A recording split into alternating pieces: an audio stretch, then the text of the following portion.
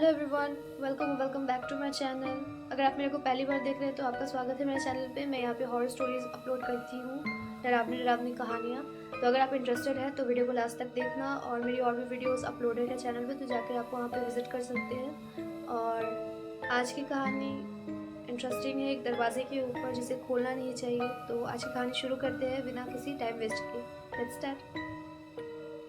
इस दुनिया में कुछ ऐसे दरवाजे होते हैं जिन्हें कभी खोलना नहीं चाहिए। अगर वो गलती से खुल जाए तो उसका अंजाम क्या हो सकता है ये किसी को भी नहीं पता।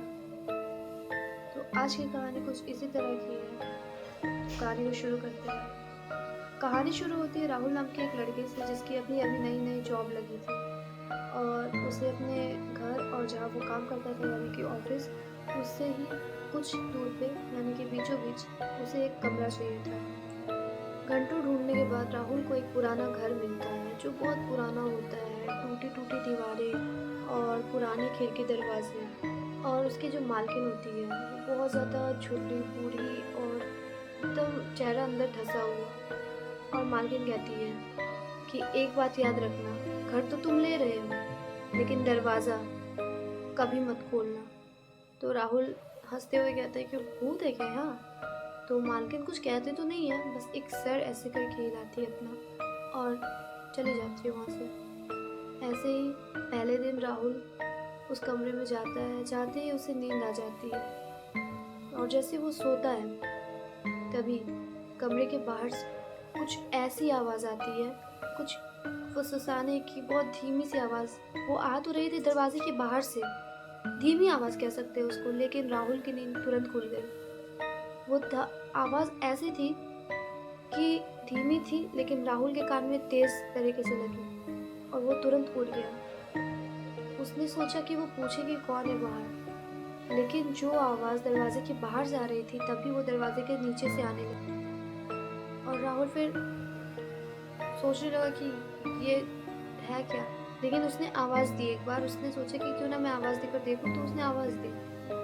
उसने कहा कौन कौन है बाहर, लेकिन आवाज़ शांत हो गई, कुछ भी सुनाई नहीं दिया। फिर राहुल सो तो नहीं पाया उस रात, करवटें ही बदलते रह गए। फिर राहुल ने सोने की कोशिश करी दूसरी रात, लेकिन फिर भी उसे नींद नहीं आई। और जब उसे नींद नहीं आई तो उसे फिर दरवाजे के बाहर से एक आवाज़ आई, लेकिन वो आवाज़ इस बार कोई धीरे धीरे बात करने की या फिर चलने की, खरोचने की, ऐसे करके कुछ आवाज़ नहीं थी। वो आवाज़ ऐसी थी जैसे कोई लड़की बाहर रो रही हो, बहुत चिल्ला चिल्ला कर, चीख चीख कर रो रही हो। फिर राहुल ने सोचा कि उससे पूछे, लेकिन इस बार भी आवाज़ बाहर आते के साथ सीधे दरवाजे के नीचे से आ रही थी। राहुल भी शॉक हो गया कि जब मकान मालकिन ने मुझे कहा था कि बाहर मत देखना, मतलब दरवाज़ा मत खोलना, तो मैंने तो दरवाज़ा खोला नहीं। लेकिन तभी वो लड़की चीख चीख कर रोने लगी और कहने लगी कि दरवाज़ा खोलो, मुझे बाहर जाना है। तो राहुल कहते हैं कि तो, तो, तो तुम और क्या कर रही हो यहाँ पे। तभी वो लड़की कहती है मैं यहाँ फंस चुकी हूँ, मुझे बाहर निकालो। राहुल एकदम चौंक जाता है कि भाई मैं तो रूम में अकेला रहता हूँ और ये लड़की की आवाज़ बाहर से आ रही है, पर ये कह रही है मुझे कि अंदर से निकालो। वो सोचने लग जाता है, लेकिन ज़्यादा सोचने से अच्छा राहुल सोचता है कि जाकर के दरवाज़ा खोल देता हूँ, जो भी होगा देख लूँगा, बात कर लूँगा। किसी को परेशानी होगी या किसी को मदद चाहिए होगी मुझसे, तो मैं जाकर के बात कर लेता हूँ सीधे। वो जैसे ही जाता है दरवाजे की तरफ, अभी वो दरवाजे का जो लॉक होता है वो खोल ही रहा होता है कि तभी वो लड़की की आवाज़ रोते रोते में बदल जाती है, चीखने चिल्लाने और गुस्से में। जैसे लग रहा था कि उसके गले की जो आवाज़ है वो पूरी फट चुकी है। वो इतना ज़्यादा चिल्ला रही थी कि दरवाज़ा मत खोलना, अगर तुम दरवाज़ा खोलोगे तो मैं तुम्हें भी नहीं छोड़ूंगी। और अचानक से ऐसा राहुल सुनता है, वो सीधे ज़मीन पे ही बैठ जाता है, क्योंकि उसकी तो हालत ख़राब हो चुकी थी डर से। वो कहने लगता है कि ऐसा क्या है यहाँ पे जो मेरे जो मालकिन है, मकान मालकिन, वो मुझे कहते हैं कि दरवाज़ा मत खोलो, और एक लड़की यहाँ पे है वो कहती है कि दरवाज़ा खोल दो, दरवाज़ा खोल दो। अगले दिन की सुबह राहुल ने मकान मालकिन से सोचा कि बात करे इस बारे में। वो जाकर के पूछता है कि यहाँ पे ऐसा क्या है जो आप मेरे को मना करती है हमेशा कि दरवाज़ा मत खोला करो और बाहर मत जाना रात के समय में दरवाज़ा खोल कर। तो मकान मालकिन ज़्यादा कुछ तो कहती नहीं है, सिर्फ इतना कहती है कि यहाँ पे 3 साल पहले एक लड़की आई थी किराए पे रहने के लिए, और उस लड़की ने भी रात के समय दरवाज़ा खोल दिया था।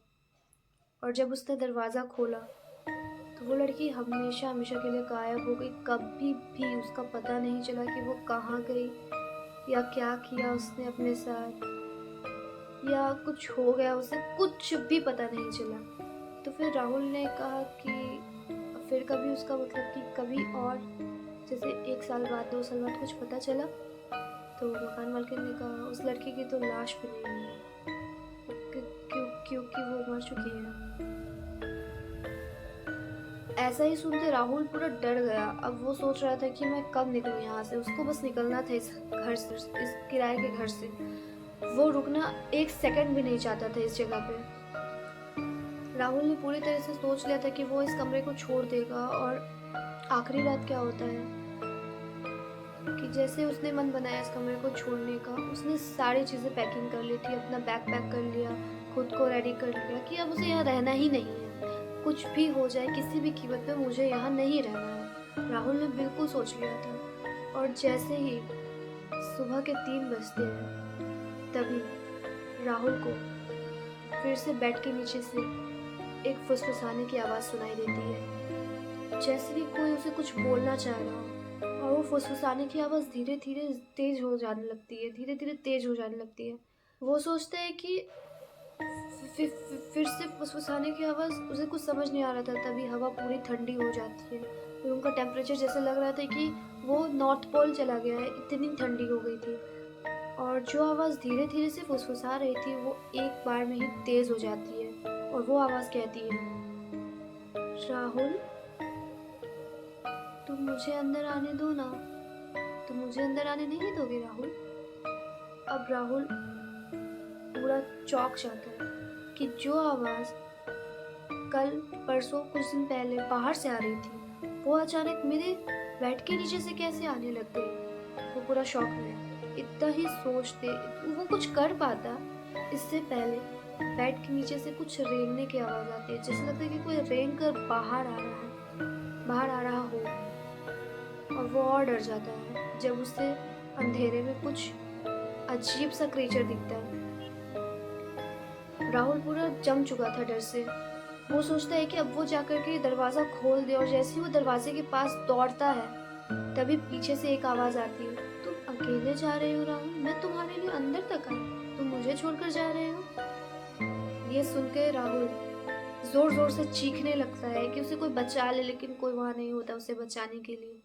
और जैसे ही वो मुड़ता है पीछे, क्योंकि दरवाज़ा तो लॉक हो चुका था, अब वो अपने आप को बचाने के लिए हर तरह से कोशिश करता है लेकिन कुछ भी फ़ायदा नहीं होता है। तो जैसे ही वो मुड़ता है पीछे, उसे एक लड़की दिखती है जिसका चेहरा पूरा सफ़ेद पड़ चुका था, गर्दन की हड्डी टूटी हुई थी, आंखें काली, लंबे काले लंबे से एकदम घने घने बाल, और जो उसके हाथों की पैरों की हड्डी होती वो जिससे हमारी तो सीधी है, उसकी अलग अलग डायरेक्शन में मुड़ी हुई थी, जैसे लग रहा था किसी ने ज़बरदस्ती तोड़ दिया हो इस तरह से। और वो राहुल को देख के क्रीपी सी स्माइल करती है और राहुल उसको देख के डर जाता है। और अगले दिन जब मकान मालकिन दरवाज़ा खोलती है तो राहुल कहीं भी नहीं था। उस कमरे के किसी कोने में राहुल को नहीं, उस कमरे के किसी कोने में राहुल नहीं मिला, ना बेड के नीचे ना बेड के ऊपर, कहीं भी नहीं, ना टेबल पे, कहीं भी नहीं, बाथरूम में नहीं, कहीं भी नहीं। मकान मालकिन ने उसे बहुत ढूंढा पर वो कहीं नहीं मिला। और वो भी उसी लड़की की तरह गायब हो चुका था जो 3 साल पहले गायब हुई थी। वेल, आज की स्टोरी यही थी। आई होप आप लोगों को अच्छी लगी होगी। अगर अच्छी लगी होगी तो सब्सक्राइब कर लेना चैनल को, लाइक शेयर कर देना, और मुझे कमेंट सेक्शन में आके बताना कि ये स्टोरी कैसी लगी, पसंद आई या नहीं आई। कुछ गलती हुई तो मैं उसको सुधारूंगी, मेरे को कमेंट में बताना। और मिलते हैं ऐसे ही नई वीडियो के साथ, नई हॉरर स्टोरीज़ के साथ नेक्स्ट वीडियो में। तब तक के लिए बाय बाय।